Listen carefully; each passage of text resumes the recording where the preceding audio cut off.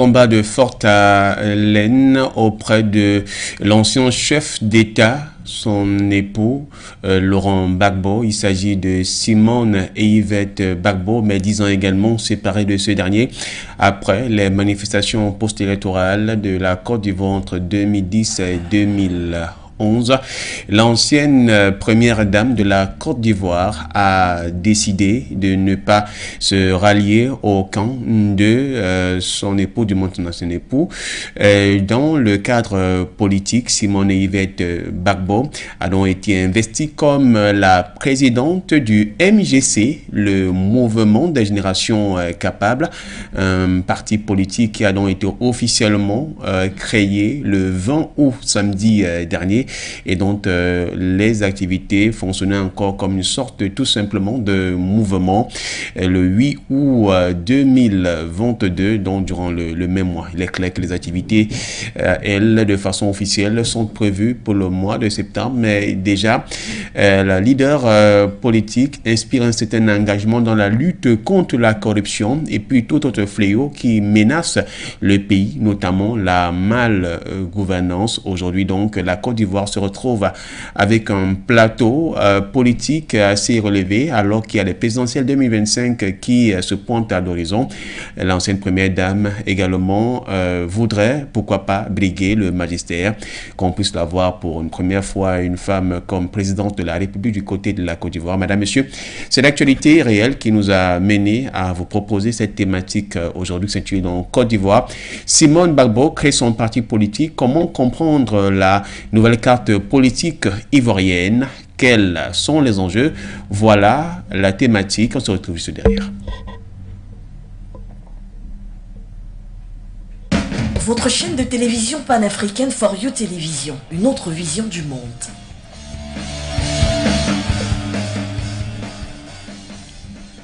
Côte d'Ivoire, Simone Gbagbo crée son parti politique. Comment comprendre la nouvelle carte politique ivoirienne? Et quels sont les enjeux? Voilà la thématique de votre avis compte édition de ce jour. Si tant est que en Afrique, généralement, la politique et les femmes sont plus faites considérées comme du bétail électoral, plus promptes à applaudir qu'à diriger. Donc c'était déjà cette analyse, cette lecture qui me fait plaisir. Bon, maintenant qu'il est plus facile de créer un parti politique et que les positionnements sont plus faciles comparativement. On pourrait se faire, si tant est qu'en Côte d'Ivoire, l'élection se fait à deux tours et ce n'est plus donc c'est pas comme au Cameroun. Donc les alliances sont possibles. Là, en Côte d'Ivoire, et il est de bonne guerre, c'est de bon ton pour moi qu'une femme prenne le devant. Et moi, je vaux beaucoup d'admiration pour cette dame qui est forte de caractère. Bon, on va dire quoi, parce qu'elle est allée loin à l'école. Et elle-même n'est pas née de la dernière pluie. C'est une femme engagée, c'est une femme véritablement africaine au regard de ses tenues, de sa présentation. Et c'est le type de femme qu'il faudrait, que l'Afrique a besoin, bien plus que de femmes faites pour applaudir et rire, faire des youyou dans les cérémonies. Voilà un peu ma lecture. Et bon, modestement, hein, Florent, bon, j'espère que je ne me suis pas trop éloigné enfin, c'est mon analyse. Bonne soirée à toi.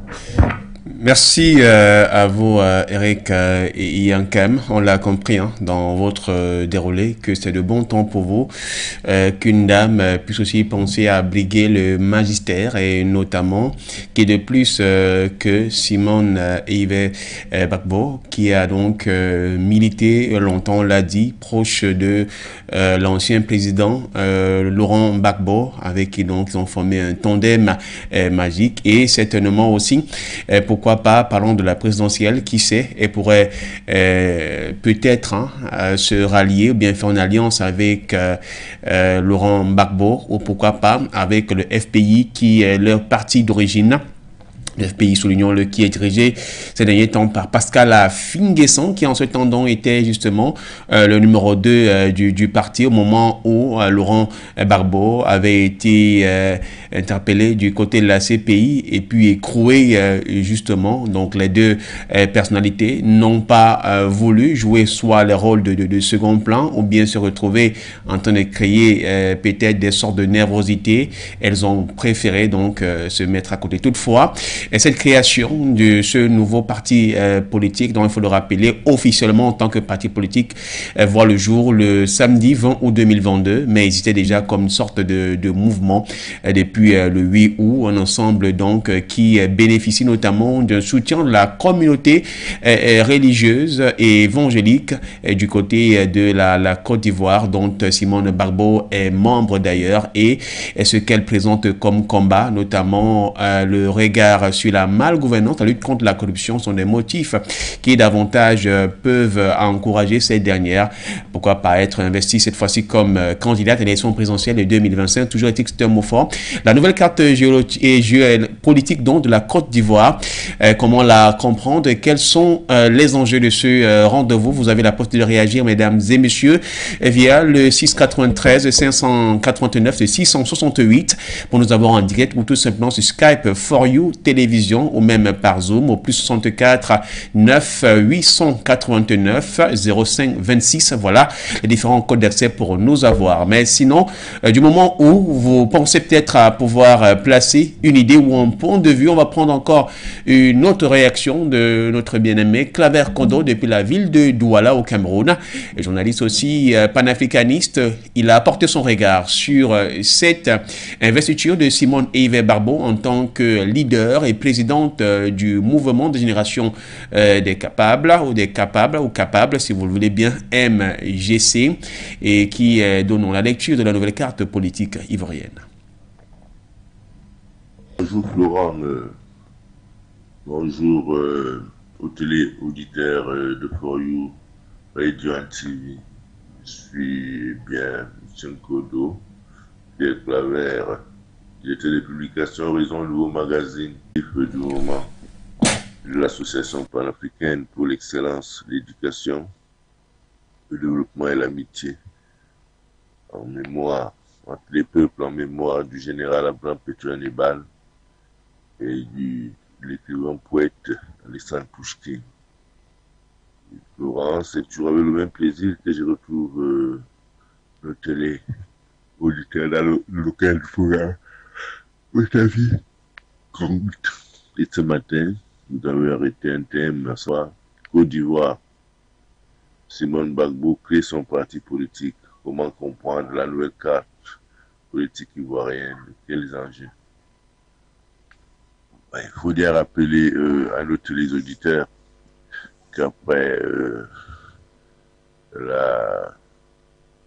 après que les deux, Simone Gbagbo et Laurent Gbagbo, aient retrouvé la liberté, chacun de son côté, ils ont finalement décidé de se séparer.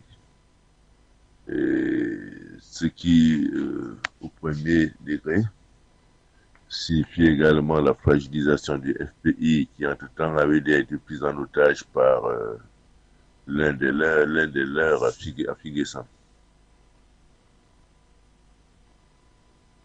Pourtant, ni Gbagbo, ni Simone n'avaient encore dit l'aider. Laurent Gbagbo et Simone Gbagbo se sont retrouvés les atomes crochus jusqu'à se marier grâce à la politique. Parce que les deux ont fait l'objet des harcèlements depuis l'époque de Fouet-Boigny, alors qu'ils étaient tous très jeunes et même encore élèves, pas forcément étudiants.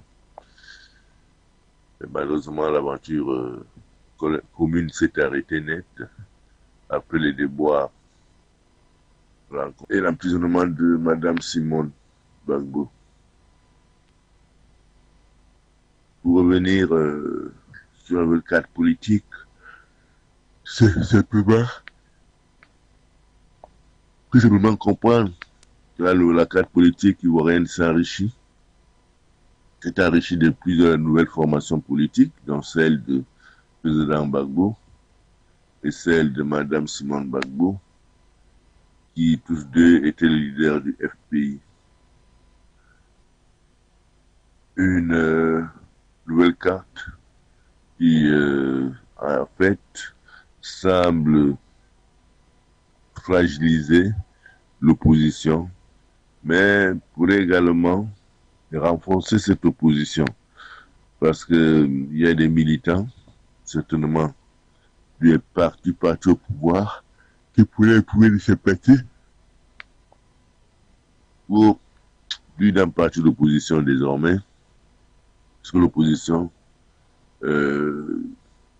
étant capable désormais de mutualiser ses efforts face aux grands enjeux à venir, et notamment la prochaine présidentielle.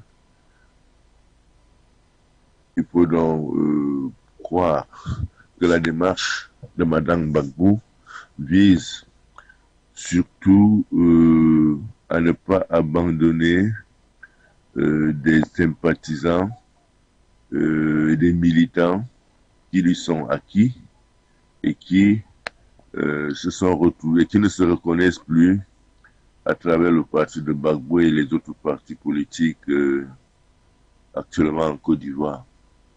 C'est donc pas forcément une mauvaise chose, mais ça peut être d'ailleurs un atout pour l'opposition de mieux affûter ses armes. Face par exemple à la présidentielle et aux prochaines élections locales. Moi, je comprends donc aisément que c'est la création de ce parti offre même à la Côte d'Ivoire ou alors aux acteurs politiques ivoiriens de profiter du charisme d'un acteur qui, s'il se ralliait à une autre formation, dans le charisme d'une actrice majeure qui, si elle se ralliait à une formation, ce charisme allait être dilué par un leadership qui n'était pas forcément conforme à ses ambitions. Aujourd'hui, les enjeux politiques en Côte d'Ivoire sont multiples et énormes. Il y a déjà l'infantilisation de la classe du régime par l'ingérence française qui est extrêmement criarde. Tout le monde sait que Ouattara n'est autre qu'un caniche de la France, donc qui se comporte un peu comme un sous-préfet au service de cette puissance néocolonialiste. Ça, c'est sur le plan international. Mais sur le plan national, il y a plusieurs courants qui se bousculent. Il y a la question de la réconciliation nationale qui n'a jamais été véritablement abordée par le régime de Ouattara. Un régime qui ne semble pas éprouver davantage d'engouement pour trouver une solution endogène à cet état de choses. Vous vous rappelez que dernièrement, au lieu de faire l'amnistie à toute la classe politique ivoirienne, emprisonnée depuis la crise post-électorale, il y a plus d'une décennie, il a plutôt préféré accorder une grâce au président Gbagbo. Une grâce qui lui permet de continuer à tenir une épée de Damoclès sur la tête du président Gbagbo. Or, une amnistie aurait permis à tous ces exilés, même à Blé-Goudé, à tous ces prisonniers, de retrouver la liberté. Il faut savoir que depuis l'accession de Ouattara au pouvoir en Côte d'Ivoire, il y a des prisonniers politiques qui ont passé autant de temps dans ces geôles que lui-même au pouvoir. Et c'est donc un vrai défi à relever pour la classe politique ivoirienne, celui de la réconciliation, de la véritable réconciliation, et non des pansements sur une